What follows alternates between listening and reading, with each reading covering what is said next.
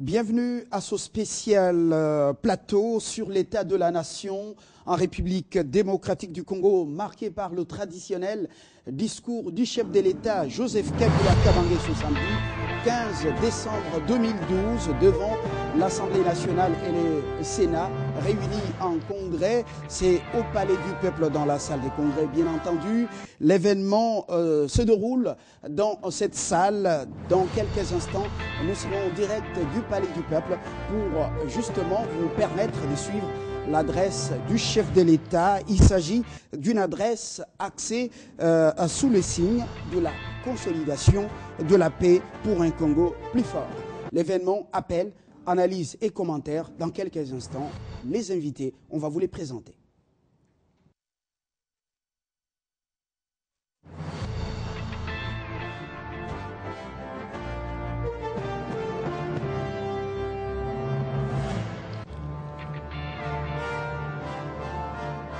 Voilà, ils sont là, à toutes les têtes grises de ce pays, au cœur de l'Afrique, au cœur du monde, la République démocratique du Congo, un pays de contrastes, un pays des grands enjeux.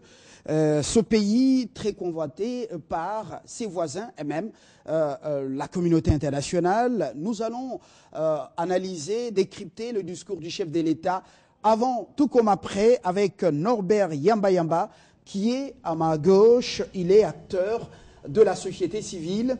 Et puis après Norbert Yamba, nous avons Franklin Tiamala. Il est communicateur de la majorité présidentielle. Et à ma droite, j'ai immédiatement après moi Philippe Bioya, professeur d'université et internationaliste. Et puis nous avons Papi Tamba, analyste politique. Il est de la majorité présidentielle. Et enfin, Yves Kissombé, cadre du PPRD. Bienvenue à tous. Merci. Voilà. Nous allons, le chef de l'État, comme vous le savez, va prendre la parole à partir de 10h, heure de Kinshasa, 11h, heure de l'Est de la République, pour justement s'adresser au peuple congolais à travers les deux chambres du Parlement. Le programme, nous l'avons, c'est à partir de 10h que le discours pourra intervenir. Mais bien avant ces discours, nous allons, sur ce plateau, essayer de spéculer un peu sur ce que va dire le chef de l'État. Mais ça ne sera pas tellement des spéculations parce que, on l'a dit, le discours est placé sous le signe de la consolidation de la paix pour un Congo plus fort au cœur de l'Afrique. Nous allons prendre un extrait de la vidéo sur l'état de la nation avec la réalisation avant que les invités ne prennent la parole.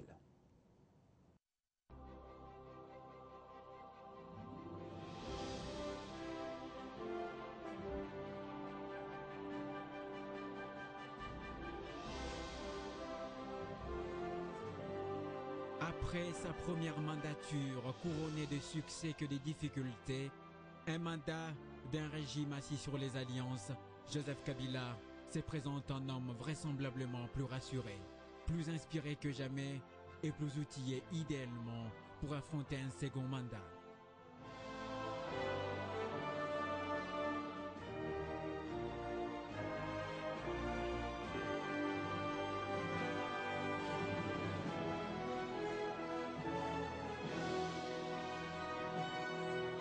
Voici maintenant une année depuis qu'il a été réélu. Une année où, par-dessous les progrès diplomatiques et économiques enregistrés, controverses politiques et sécuritaires se sont chevauchées. Voici la première année de la deuxième mandature de Joseph Kabila.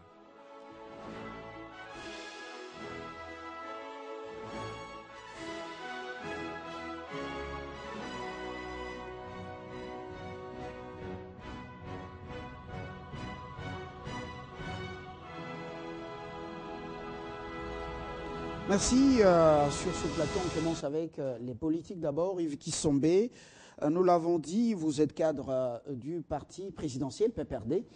Alors, Joseph Kabila, aujourd'hui, qu'est-ce que vous pensez qu'il va dire exactement aux Congolais? Merci encore pour l'invitation. Sans entrer dans le secret des dieux, parce que je n'ai pas pris connaissance préalablement, probablement comme l'ensemble des Congolais et des cadres politiques également. Il y a certainement une petite poignée de collaborateurs qui ont travaillé à la rédaction du discours du chef de l'État avec lui, mais je puis affirmer que la Constitution nous renseigne très clairement sur ce discours, sur l'état de la nation que tient le président de la République chaque année devant l'Assemblée nationale et chaque année. Et donc c'est l'occasion pour le président de la République de brosser la situation politique, institutionnelle, sécuritaire, économique, sociale, culturelle, bref, la situation générale du pays. Il dit aux Congolais dans quel état se trouve le pays, c'est l'état de la nation. Exactement de la même façon, c'est une tradition qui existe ailleurs aussi, comme le président des États-Unis fait son discours annuel sur l'état de l'Union. C'est exactement la même chose, l'Union, les États-Unis étant une union. Et donc nous aussi, nous allons donc pour la 6e fois depuis 2007 entendre le président Kabila nous tenir un discours extrêmement important qui n'a d'égal en aucune circonstance en fait, parce que c'est un discours vraiment particulier. Vous avez souligné l'évocation de la paix pour continuer les efforts de développement, etc. Mais les Congolais attendent vraiment, et ce sera certainement fait parce qu'il est dans cette charge-là, qu'il parle de l'ensemble de la situation du pays et effectivement, avec l'actualité brûlante, la situation sécuritaire à l'Est, la mobilisation générale, je ne doute pas qu'il va accélérer cet appel pour que les Congolais soient plus que jamais unis dans la cohésion nationale parce que le Congo en a besoin, le Congo doit être sauvé. Très bien, Franklin Chiamala. Vous êtes communicateur de la majorité présidentielle, le président aujourd'hui devant les élus du peuple. Le moment est particulier avec la guerre nous imposée par les voisins du Congo dans l'Est. Les autres secteurs, est-ce que vous craignez qu'ils soient oubliés, par exemple, ou qu'ils passent inaperçus? Merci beaucoup pour l'invitation, Fabien.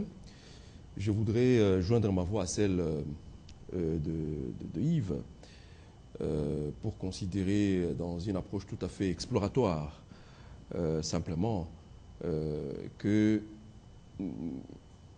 nous sommes pratiquement à mi-chemin du processus qui nous conduit vers la réalisation de l'ambition que le chef de l'État a voulu partager avec tous les Congolais. C'est l'ambition de faire du Congo à l'horizon 2030 un État émergent. Nous sommes donc à mi-chemin de ces processus de modernisation de notre pays, de reconstruction de notre pays, et en pareille circonstance, j'imagine que tout serviteur commis aux hautes fonctions qui sont celles d'un chef de l'État saisit une occasion constitutionnelle comme celle-ci pour rendre compte, et dire au peuple congolais, dire à son peuple qui, par effet de contagion, s'est approprié de cette ambition-là, de voir le Congo devenir une puissance émergente à l'horizon 2030. Et donc, on marque un peu l'arrêt pour considérer quelles sont les embûches auxquelles nous faisons face à mi-parcours, et quelles sont les avancées que nous faisons, et ceci pour nous permettre probablement de faire quelques ajustements susceptibles de nous permettre d'aller vers l'atteinte de l'objectif. Et donc, ceci étant, en pareille circonstance, aucun aspect de la vie de la société ne peut être négligé. Aucun.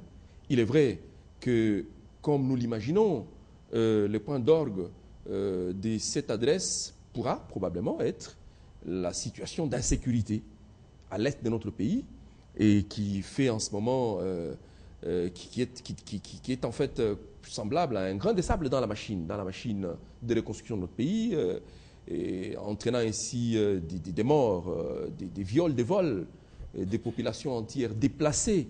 Et donc, c'est une situation qui marque un peu un frein à l'élan qui a été amorcé. Et donc, il est normal qu'aujourd'hui, toute l'attention du pays et celle du premier citoyen de notre pays sont focalisées sur cette situation-là particulièrement. Très bien. Vous l'avez dit, la guerre a essayé de rafler justement l'attention du peuple congolais et de ses dirigeants. Justement, l'attention portée sur d'autres secteurs. Norbert Yamba, société civile, Joseph Kabila avait promis pour ce second mandat de faire du Congo un pôle d'intelligence et du savoir-faire, un vivier de la nouvelle citoyenneté de la classe moyenne, un Congo donc un grenier agricole, une puissance énergétique et environnementale, un pôle économique industriel, unitaire de paix et de mieux-être, une puissance régionale au cœur de l'Afrique. Aujourd'hui, cette guerre, à votre humble avis, semble freiner un peu l'élan.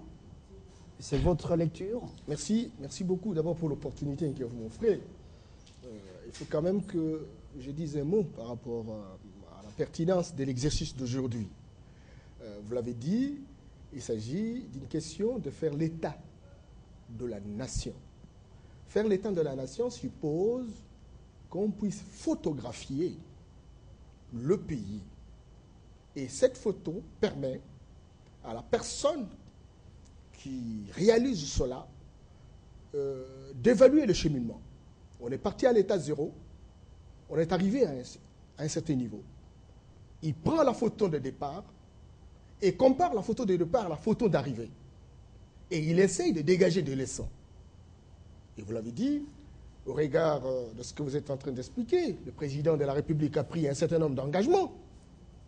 Ces engagements de faire notre pays un vivier d'intelligence, une puissance au cœur de l'Afrique, une puissance énergétique, une prospérité économique. Bref, notre ami l'a dit, à l'horizon 2030, ce serait un pays émergent. Et donc, pendant une année d'exercice du pouvoir, ça sera l'occasion du président d'évaluer et d'apprécier la performance réalisée. Mais ici, vous posez la question de savoir, est-ce que la guerre, oui, on comprendra, au regard de ce qu'il aura dégagé comme force, les différentes réalisations, parce que la guerre est un risque. La guerre peut remettre en question un certain nombre de choses, c'est vrai. Mais c'est l'occasion maintenant que nous sachions qu'est-ce qui a été prévu, qu'est-ce qui a été réalisé, est-ce qu'il y a eu un début de réalisation, qu'est-ce que la guerre a apporté, et quels sont véritablement les résultats qui ont été court-circuités à cause de la guerre. Mais il ne faudrait vraiment pas, pour l'instant, dévancer le chef de l'État. Je crois qu'il y a des institutions qui fonctionnent chaque jour. C'est vrai que la guerre est là, mais ces institutions font quand même quelque chose. Vous n'allez pas me dire que bon, toutes ces institutions, on les met orientées essentiellement à l'Est pour terminer essentiellement la guerre. Mais je pense que la vie se gère en tenant compte des différents secteurs de la vie nationale. De la même manière que la guerre constitue un défi, c'est de la même manière que l'électricité constitue un défi, de la même manière que l'eau constitue un défi, les routes constituent un défi. Et donc cette immensité de problèmes, on a la responsabilité, naturellement, d'apporter des solutions de qualité par rapport aux différents problèmes, y compris la guerre. Et donc c'est l'occasion maintenant d'écouter le président de la République pour voir si véritablement nous avons fait un bon bondissement. C'est de cette manière-là qu'on va apprécier la performance. Il va nous le dire, Philippe Bioya, internationaliste, professeur d'université. Vous, de manière prospective, sans entrer dans le secret du chef de l'État, comment voyez-vous